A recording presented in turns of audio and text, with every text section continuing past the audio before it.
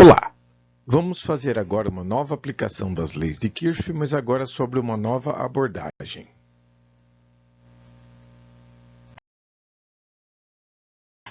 Muito bom! Temos um exemplo aqui onde ocorre uma aplicação diferente. Neste caso, você pode observar que nós temos uma única fonte. Isso é muito interessante porque quando isto acontece, facilita a análise do circuito, porque com uma fonte só, eu posso aplicar todas as leis clássicas de associação de resistores. Vejamos. Aqui, o que eu posso observar que me atrai a atenção logo de cara?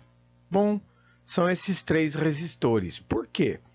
Porque eles estão em série e eu posso somá-los. E isto resulta num resistor de 7 ohm. Agora o meu circuito ficou desta maneira.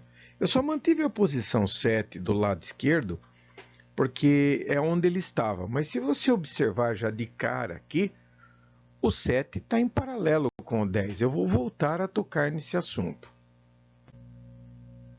Observe que aqui nós temos alguma coisa interessante, algo atraente para pensar. Como eu já disse, 7 e 10 estarão em paralelo. Vamos ver esse detalhe.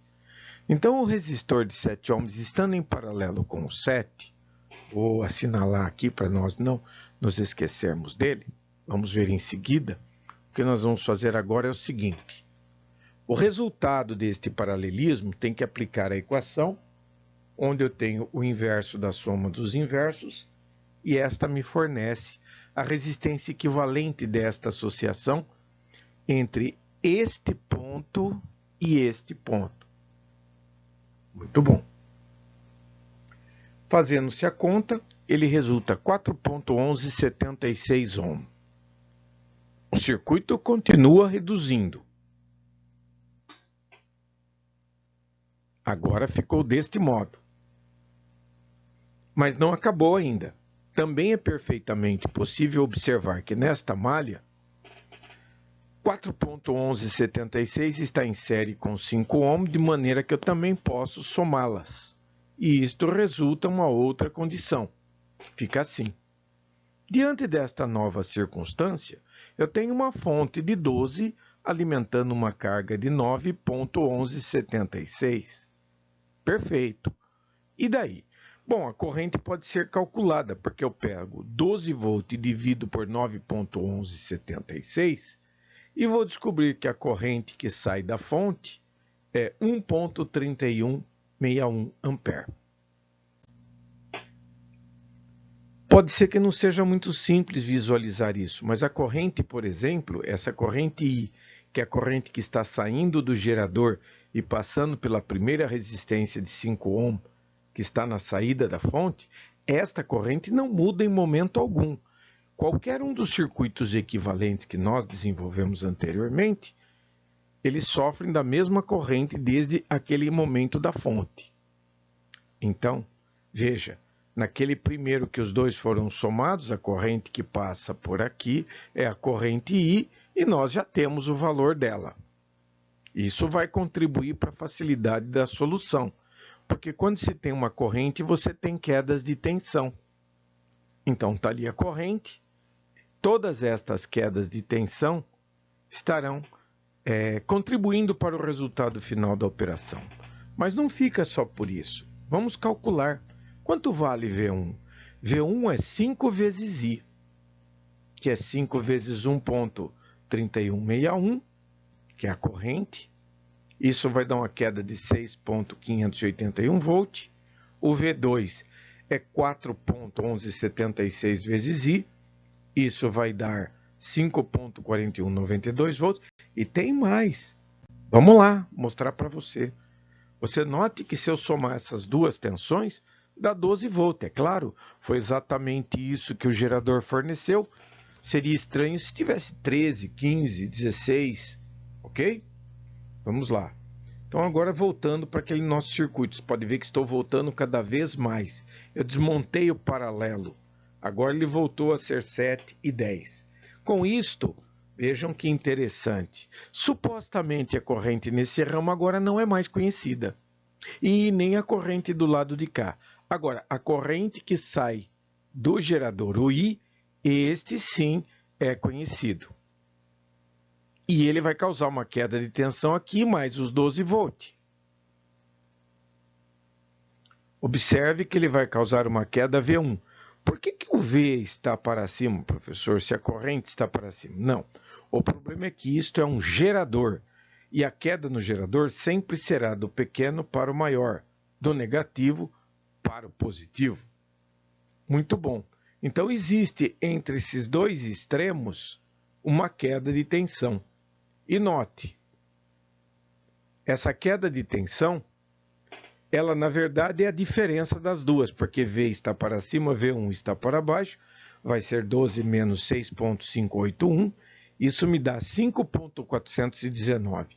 Anote, jovem, no final nós vamos voltar a tocar neste valor de tensão. Observe bem até o fim. Vamos lá. Você vai observar que se eu tenho a tensão daqui até aqui, que é V3 e corresponde a 5,419, como o 10 e o 7 também estarão ligados nesses dois pontos, eles estão em paralelo, então essa tensão V3 será a mesma sobre eles. Assim, deste jeito. É perfeitamente visível. E tem mais. A corrente I1 eu sei quanto vale. Esta corrente que divide no nó, I1 e I2, infelizmente, eu não tenho. Mas eu posso calcular. Por quê? Porque se eu tenho a tensão V3, eu tenho a resistência de 7 ohm. Obviamente que a corrente que percorre aqui é I1.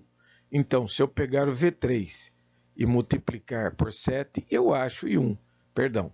Se eu pegar V3 e dividir por 7, eu acho I1. Por causa da lei de Ohm, V igual a R vezes I. Vamos fazer as contas. I1 é calculado desta maneira. O I2 também, só que o I2 estou colocando ela passando pelo resistor de 10 ohm. Temos duas correntes.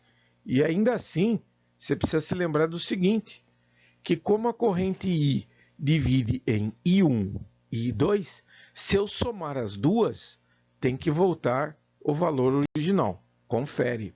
Perfeito. Exatamente como era esperado. Quando eu olho para o circuito original, acontece uma outra coisa. Este é o original. O que eu tenho aqui que é válido? Bom, eu tenho esta queda de tensão entre este ponto e este ponto, eu tenho esse resistor de 10, eu tenho esta corrente, eu tenho esta corrente, eu tenho esta corrente, me falta muito pouca coisa para concluir. Na verdade, eu vou usar o I1, que é aquela corrente que passa ali, para calcular cada uma destas quedas de tensão. Feito isso, eu quero confrontar com V3, porque veja bem, entre este ponto e este ponto tem o V3. Mas se você observar, V3 será a soma de VR1 mais VR2 e mais VR3. Será que é verdade? Vamos confirmar. VR1 é 0,7741 volt, VR2 é 1,5482 volt, VR3, aqui embaixo, é 3,0964. Quando se soma, chega-se a um total de 5,4187. Lembrando que VR1 mais VR2 mais VR3 é V3, exatamente o que estava sendo esperado.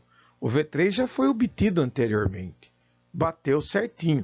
Nós calculamos com 5,419 volt. É possível, inclusive, fazer um cheque de verificação com o circuito proposto originalmente usando um simulador.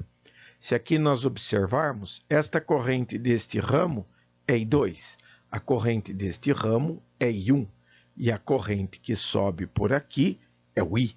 Muito bom, vamos às nossas considerações. O cálculo e o que o simulador mostrou. O cálculo diz que I1 é 0,741. Dá uma olhadinha lá no I1. Olha o I1 aqui, ó. O I1 é 0,7742. Vamos dar uma olhada no I2. O I2, você pode ver que o I2 calculado é 0,5419, mas olhe ele aqui, onde está no medidor do circuito do funcionamento. 0,5419. Excelente, né? Vamos ver o I. O I está dando para mim nos cálculos 1,316. Olhe quanto deu aqui o I. 1,316. O mesmo do calculado. E vamos dar uma espiadinha, claro, no V3, né? O V3 calculado deu 5,4187. No nosso simulador deu 5,419.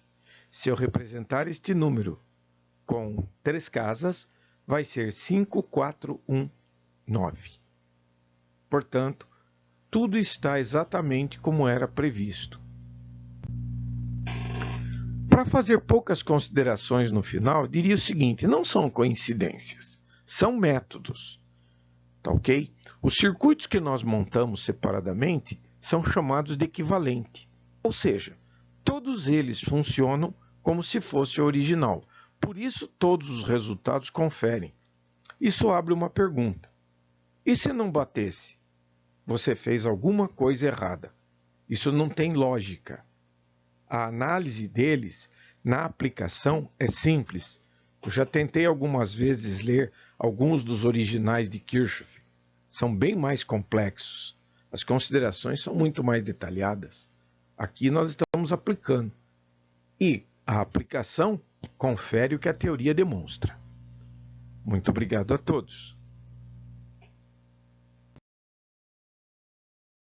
A gente se vê por aí.